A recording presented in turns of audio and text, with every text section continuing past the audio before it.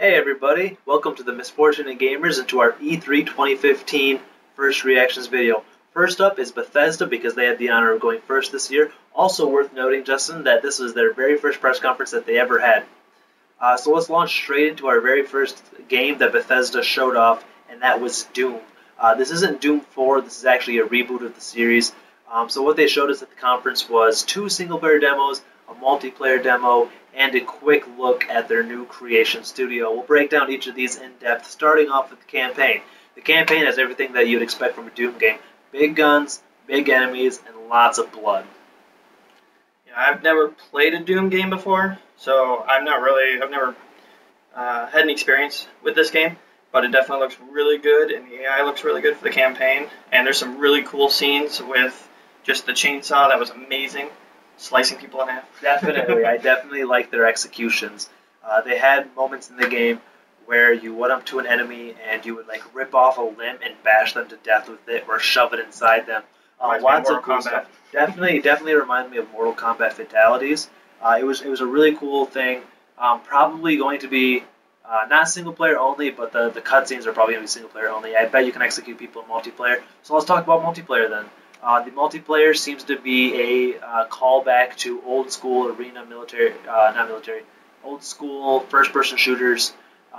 It's kind of what you would expect from a Doom game. They had fast-paced action. They have lots of game modes returning. They have like domination. They have freeze tag. There's going to be power-ups on the map. There's going to be maps located in UAC facilities as well as hell. It looks like it's going to be a ton of fun, but it's exactly what you expect from a Doom game. Also, they introduced what they call Snap Map, and this is a level editor. This allows you to customize game logic, customize where enemies spawn, pretty much a full-range level editor, either for multiplayer games or for single-player. It seems really extensive, allows you to have a lot of creative freedom. I'm expecting to see a lot of cool community creations. It kind of harkens back to when Halo 3 introduced Forge, and how that changed the Halo community. I expect this to do the same thing for the Doom community, who's been doing it on their own through a lot of hard work and modding on PC, way back dating to the 90s. So that looks like it's going to be a ton of fun. Also, we know that Doom is going to release in spring of 2016. Anything else to add about Doom? They are adding it to the Bethesda net. If you want to explain what that is more specifically. Bethesda net is what they're launching as a new community platform. If you're a fan of Bethesda games, this is the place for you to go if you want to get involved in the community. If you have questions, if you have content you want to share, or if you want to see other content that's been created by other fans, this is the go-to place to see that content. I definitely think it's Bethesda attempting to outreach towards the community and get more in touch with them, and to interlock their community in a place that they can see and monitor and see what they should change for their games and things like that. It's a new community platform. It's definitely something you should check out. I don't think the site is live yet, but check for it in the upcoming weeks. It's a lot like Bungie.net, like when they had that on Halo. Bungie.net, definitely. And then, also, I want to go back to Snap Map real quick. I finally figured out what I think it was. It kind of looks like a crossover between Portal and with more like of the game logic. And oh yes, that's what I'm just trying to figure it out. Yeah, definitely. It just seems a really comprehensive, very fun game editor. So let's go on to the next one. This is going to be Battle Cry. They didn't show a whole lot about this, but we do know it's a team-based action multiplayer game. Very similar, I think, to Team Fortress 2 in terms of the way the gameplay seems to be inspired by, and even the art style. I could be wrong, but that's what it looks like it's leaning towards to compete with a game like that. They introduced a new warrior faction. This warrior faction is called the Han Republic. And the beta signups are going to be available soon. And if you sign June 18th, I think, if you sign up, you get a reward for the actual game. Yeah, so look out for that. They didn't really show a whole lot more on that, so let's move on to Dishonored 2. My personal favorite this E3. Dishonored 2, they did a cinematic trailer. We got to see a new setting. It's a city that was referenced in the previous Dishonored game. It seems to be like the southernmost tip of the Empire. It looks a lot more tropical, a lot more vibrant in color. In Dunwall, we saw lots of grays and dark colors like that. This time it seems to be bright and open and flourishing with vegetation, and it looks like it's going to be a ton of fun. You get to play as both male and female. Emily from the first game. Emily from the first game. She has her own unique abilities that are completely separate from Corvo's. Corvo again returns, like Justin just mentioned. You get to play as him, and he has a few new abilities and tricks up his sleeves.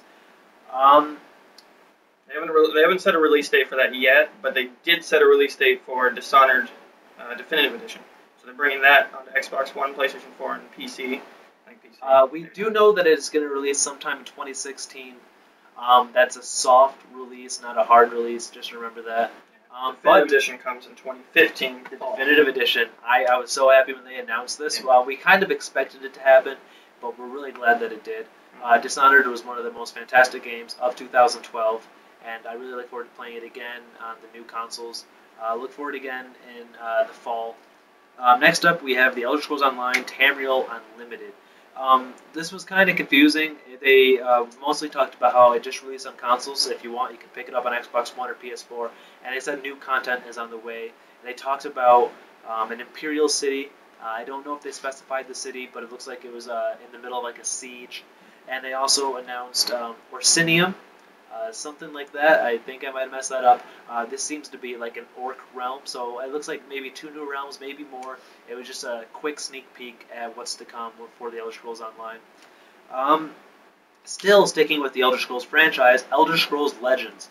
This is a competitive card game. You can collect the cards. It looks very similar to Hearthstone. You get to play it on PC or iPad. It looks like it could be a lot of fun.